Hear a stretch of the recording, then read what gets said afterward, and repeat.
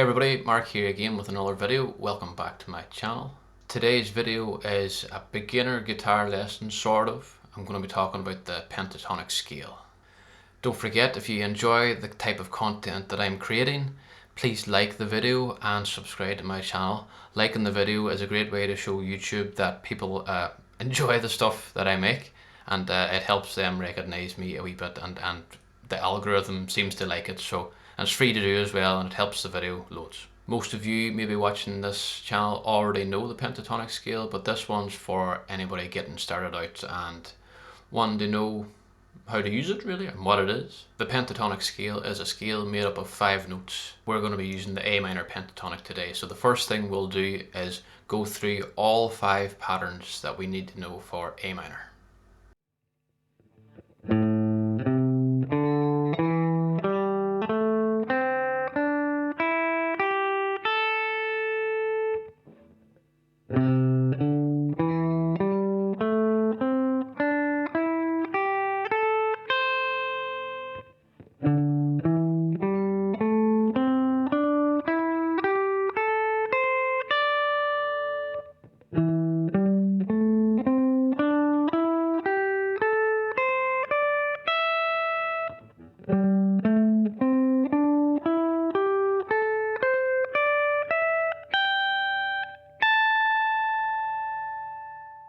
So those are our 5 shapes.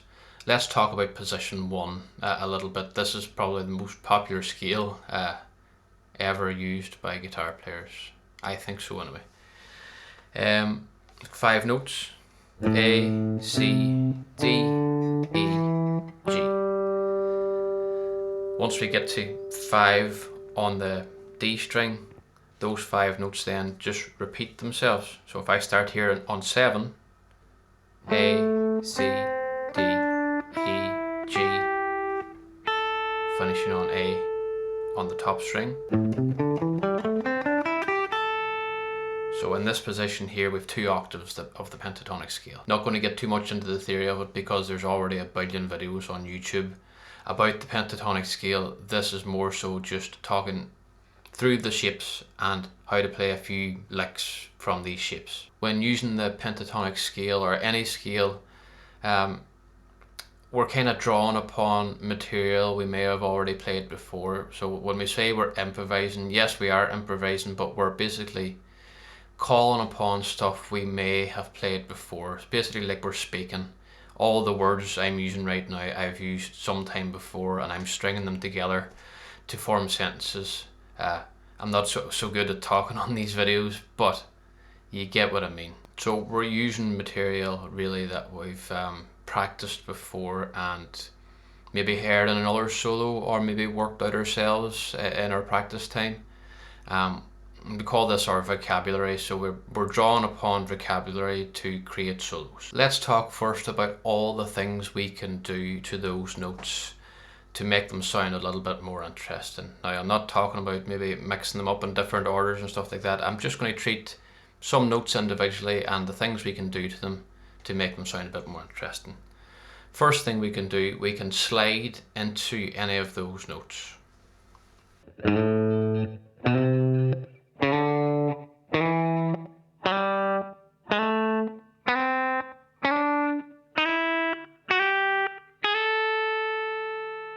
So for each of the notes of the first position, A minor pentatonic, I've slid from 1 fret below. So sliding from 4 to 5 for the first note, 7 to 8, 4 to 5, 6 to 7, 4 to 5, 6 to 7. And then I continued that down the rest of the scale as well. So this can automatically make a note more interesting. Rather than playing just a normal A note on its own, I'll play it here in the 7th fret D string. You could slide into that, and already it's a little bit more interesting. Vibrato is the next thing that we kind of talk about. So vibrato is basically kind of moving the note up and down in pitch to kind of create a wobbling effect.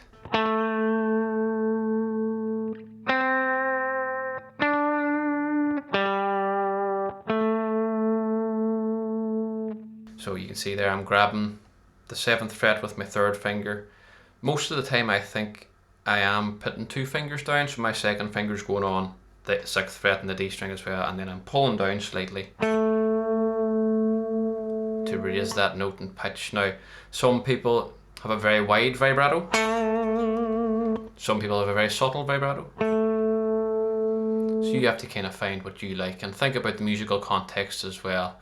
I don't think some slow songs would call for a, but if it's a fast kind of rock or metal song,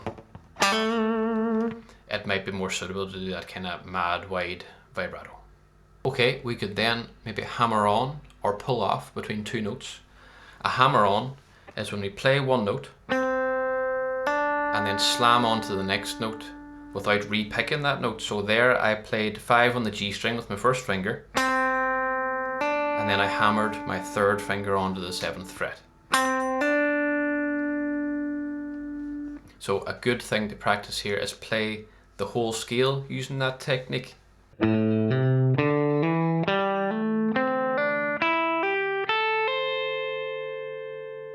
And so what you're aiming for here as well is a nice steady rhythm. You don't want to hear something like this,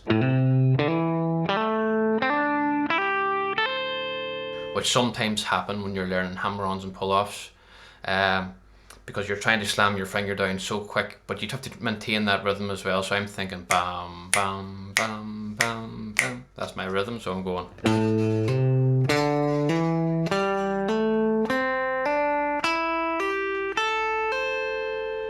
I'm trying to hammer on with my fingertips as well, so try not to hammer on with the fleshy part of your fingers here. The fingertips, the hardest point of your finger, so that's the point that you want to hit that string with. You'll get the cleanest tone. Okay, so the reverse of that was a pull off. Say we're doing the same 2 notes, 7 and 5 on the G string. We start off by playing 7, and then we pluck that finger downwards to produce the note at the 5th fret. Now be careful when doing this. What I see a lot with my students, they might pull down the note at the same time because they're trying only to move this finger, but they actually end up moving this finger as well. So keep your first finger completely steady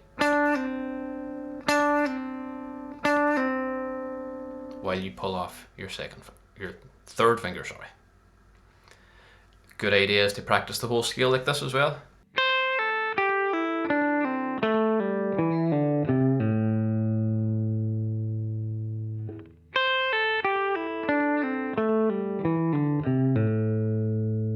So take both of those ideas really slow and practice them nice and steady.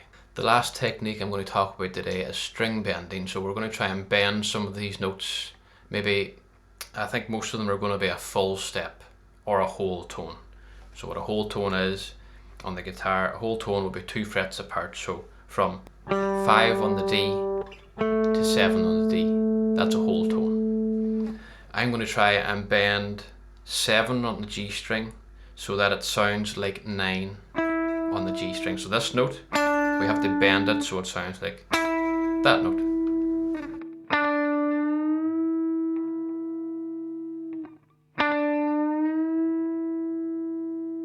And you can see I'm using 2 fingers here as well, just like I did with the vibrato.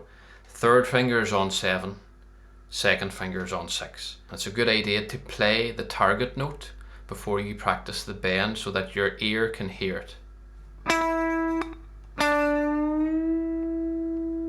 Now, we don't just have to bend up, we can actually bend by pulling down the string as well.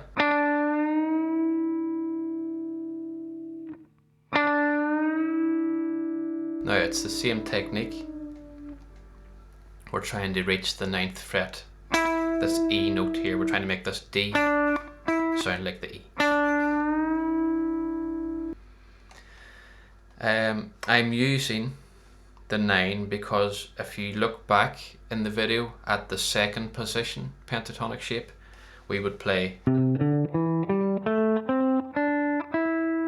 I think it's more so muscle memory, being able to do these bends really cleanly, rather than listening to the tone and the pitch. Of course there's a bit of listening to the pitch, we're trying to use your ear, but learning how much your finger has to actually work to get up to that pitch It's very much muscle memory.